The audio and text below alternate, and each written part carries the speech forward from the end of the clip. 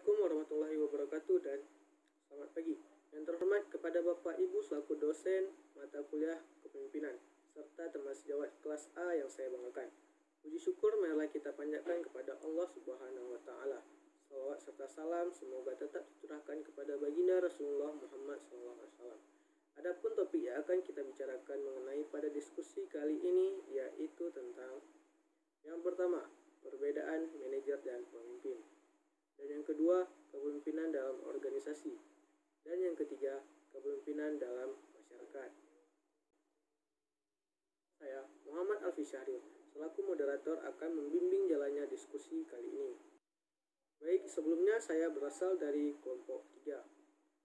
Saya akan perkenalkan anggota-anggota kelompok 3. Yang pertama, ada Andika Ferdiansyah Harahap. Dan yang kedua, ada Anggi Fulzi Nadia Sibuya.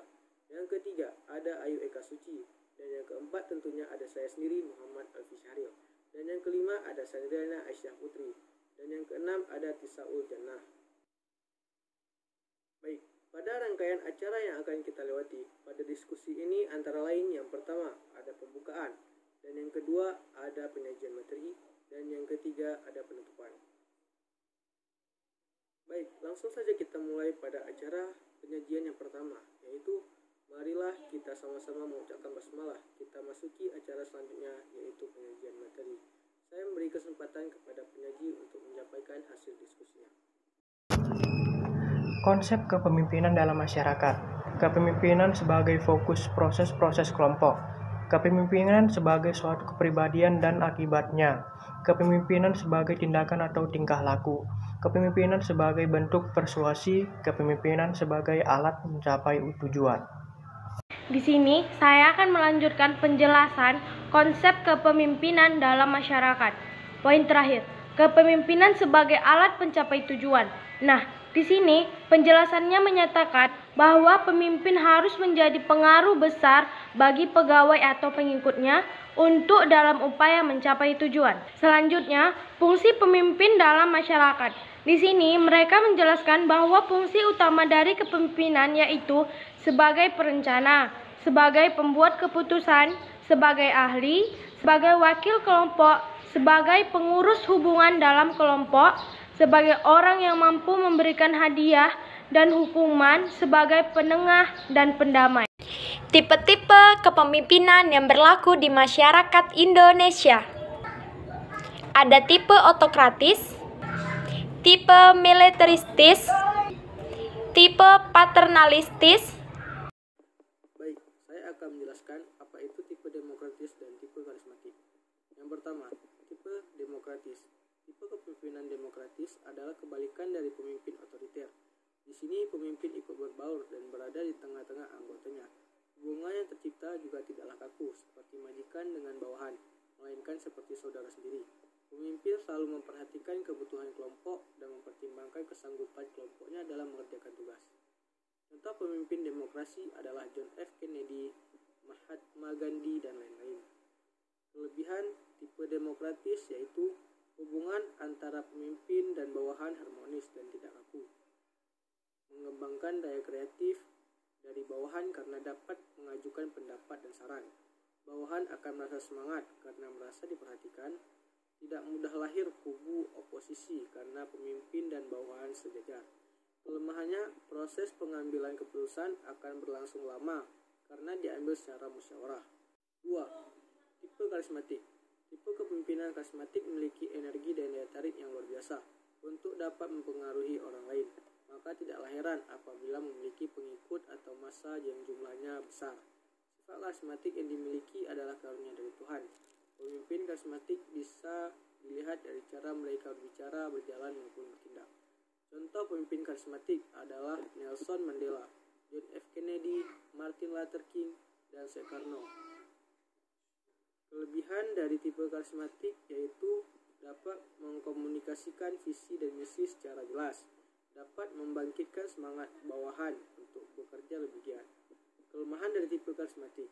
Para pemimpin karismatik mudah mengambil keputusan yang beresiko, ketergantungan yang tinggi sehingga regenerasi untuk pemimpin yang berkompetensi sulit.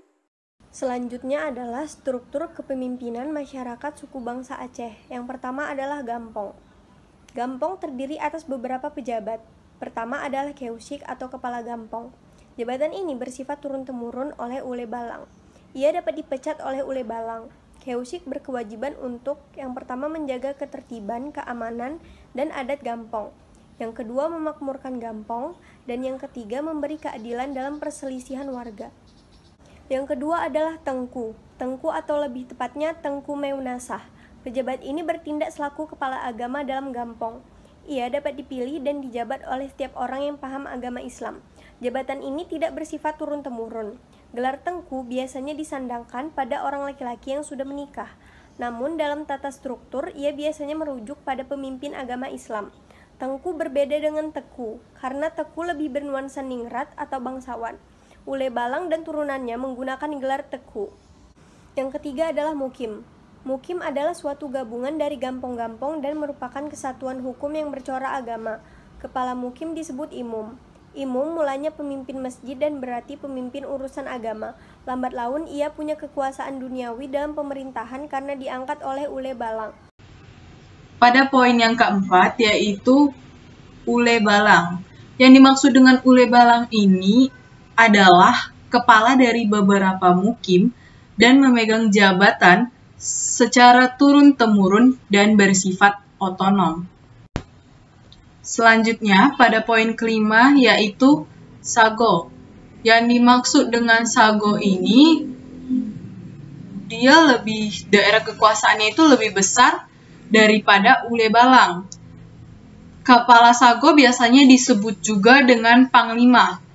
Panglima merupakan penasehat Sultan. Dulu, di Aceh dikenal 3 buah sago, yaitu Sagi 22 atau 22 mukim, yang kedua Sagi 25 atau 25 mukim, dan yang terakhir Sagi 26 atau 26 mukim. Dan yang terakhir atau poin yang keenam yaitu Sultan.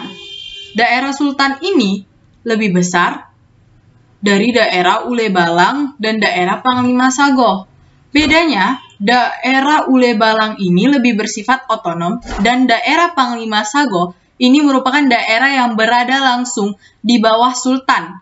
Daerah-daerah Sultan yang tetap adalah sesuai dengan batas-batas daerah Aceh sekarang. Baik, sekarang kita akan memasuki ke sesi 3, yaitu sesi penutupan. Sekian hasil presentasi dari kelompok saya. Lebih dan kurang saya mohon maaf, dan saya sebagai moderator apabila ada kesalahan kata saya ucapkan mohon maaf.